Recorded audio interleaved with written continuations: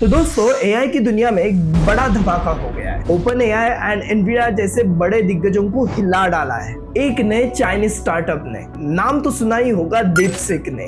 तो क्या China AI में सुपर पावर बनने की तैयारी कर रहा है और इससे इंडिया को क्या सीखने की जरूरत है? तो चलिए इस एआई के मैदान की बड़ी कहानी को समझते हैं। Chinese AI company that shook up That a new Silicon Valley. AI chatbot from Chinese startup DeepSeek is a Particular wake-up DeepSeek call. challenges major American company.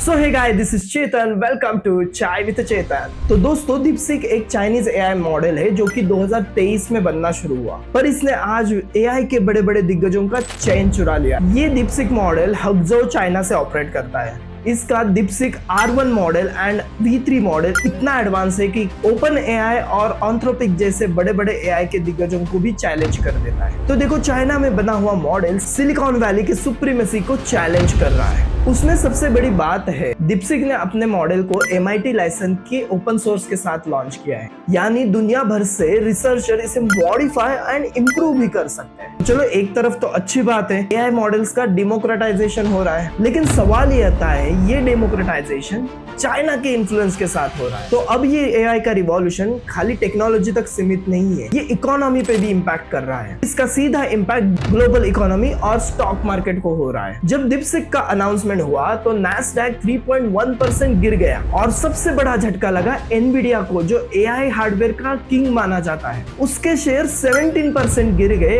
और $600 बिलियन का नुकसान हो गया। मतलब एक चाइनीज स्टार्टअप में एआई मार्केट को हिला डाला। लेकिन इसका रीजन क्या है? यूं तो ऐसे बहुत सारे एआई मॉडल्स आ चुके हैं। इसका रीजन है डीपसीक का एआई अप्रोच, जिन्होंने low cost and high performance का बेंचमार्क सेट कर दिया है। जहां silicon valley hundreds of billions use कर रहे हैं एआई मॉडल को ट्रेन करने के लिए, वहां डीपसीक सिर्फ $5.6 मिलियन में बनाए, यानी कि 50 to 60 करोड़। लगता तो एआई का जुगाड़ जैसा है, लेकिन इफिशिएंट है। तो डीपसीक सिर्फ एआई मॉडल नहीं, ये एआई की दुनिया का बड़ा गेम चेंजर भी है। और सबसे सरप्राइजिंग बात यह है कि ये ओपन एआई एंड एनवीडिया के एआई मॉडल से 10 गुना सस्ता है। लेकिन कैसे? तो चलिए जानते हैं डीपसीक के 6 सीक्रेट रेसिपी को, जो इसे एआई की दुनिया का बॉस बनाता है। सबसे पहले आता है मिक्सचर ऑफ एक्सपर्ट, MOI, यानी कि एआई का जुगाड़। तो डीपसीक ने मिक्सचर ऑफ एक्सपर्ट का यूज किया है, जिसमें 671 बिलियन पैरामीटर्स जो जनरली यूज किए जाते हैं उनको एक्टिवेट नहीं किया जाता, बल्कि हर टोकन के लिए 37 बिलियन पैरामीटर्स को यूज किया जाता है। इसका मतलब ज्यादा इफिशिएंसी, कम कॉस्ट। दूसरा फैक्टर है मल्टी हेड लैटेंट, यानी कि मेमोरी का मास्टर स्ट्रोक। डीपसीक ने MLA यूज करके मेमोरी यूजेस को 16 फैक्टर तक कम कर दिया है। इसका रिजल्ट क्या है? Fast token generation and GPU की कम रिक्वायरमेंट। तीसरा फैक्टर आता है मल्टी टोकन प्रेडिक्शन, यानी कि एआई की फास्ट मोड। आम एआई एक टाइम पे सिर्फ एक टोकन प्रेडिक्ट करते हैं, लेकिन डीपसीक NTP के साथ मल्टीपल टोकन्स प्रेडिक्ट करता है, यानी कि ट्रेनिंग स्पीड को बूस्ट मिल जाता है and accurate long context task को यह हैंडल कर सकता है। चौथा पॉइंट आता है FP8 मिक्स प्रिसीजन, यानी कि कॉस्ट कटिंग का फॉर्मूला।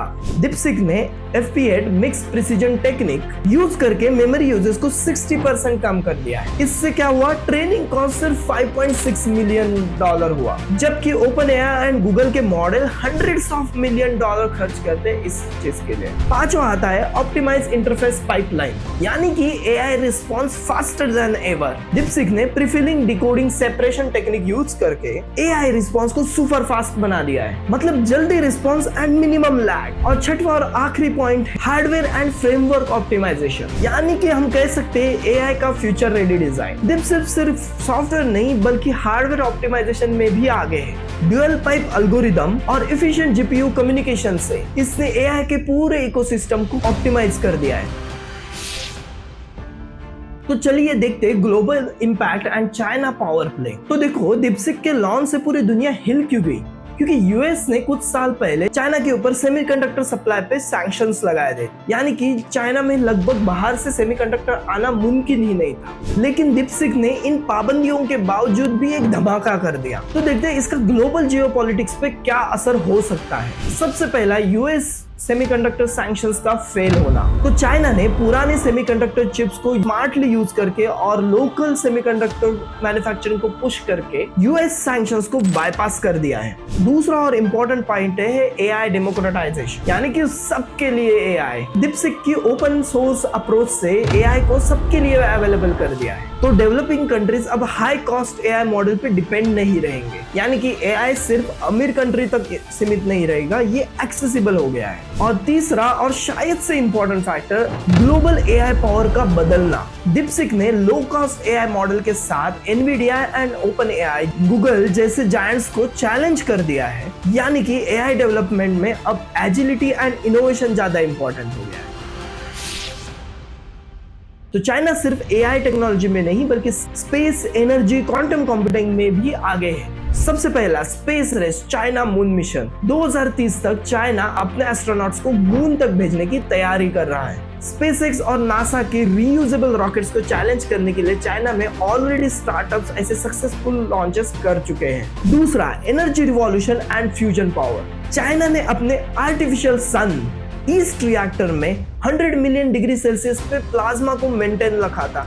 ये अब तक का दुनिया का सबसे लॉन्गेस्ट मेंटेन किया हुआ एनर्जी प्लाज्मा है। अगर चाइना पार्टिकल फ्यूजन यानी आर्टिफिशियल सन को बना लेता है तो वो एनर्जी इफिशिएंट और सेल्फ डिपेंडेंट हो जाएगा। तीसरा, quantum computing and future of technology. China quantum computing के टेक्नोलॉजी में भी आगे है। Unbreakable encryption and advance security के साथ चाइना फ्यूचर टेक वॉर में भी डोमिनेंट हो सकता है। साथ ही में डिफेंस में 6th generation fighter planes China के पास है, ऐसे एविडेंस लोगों ने बताया है। और यूएस के पास देखें तो अभी भी यूएस का 6th जनरेशन फाइटर प्लेन्स की विजिबिलिटी दिख नहीं पाई है। और इंडिया के पास तो अभी भी 4th जनरेशन फाइटर प्लेन्स है। तो अब सवाल आता है कि इस ग्लोबल रेस में space, AI and energy, in domains में इंडिया को क्या करना चाहिए।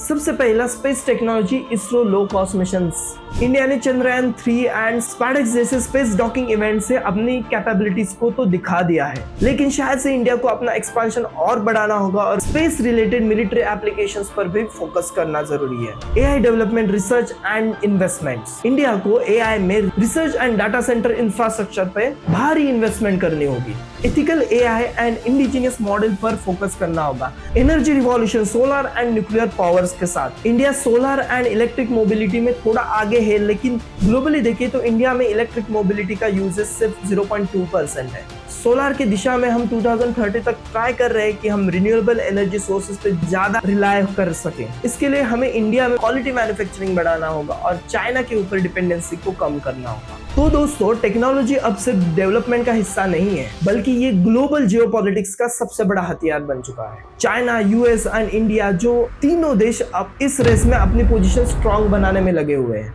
लेकिन सवाल ये है, तो इंडिया को अपनी स्ट्रेटेजी कैसे बनानी चाहिए? आपको क्या लगता है, इंडिया को स्पेस, एआई एंड एनर्जी में क्या करना चाहिए? ये बातें कमेंट में जरूर बताइए। और अगर ये वीडियो आपको पसंद आया हो तो इसे लाइक, शेयर एंड कमेंट करना भूलना मत। तब तक के लिए चाय पीते हैं। स्टे ट्यून्ड फॉर द चाय विद चेतन। फिर मिलेंगे अगले वीडियो में। Stay curious, stay informed.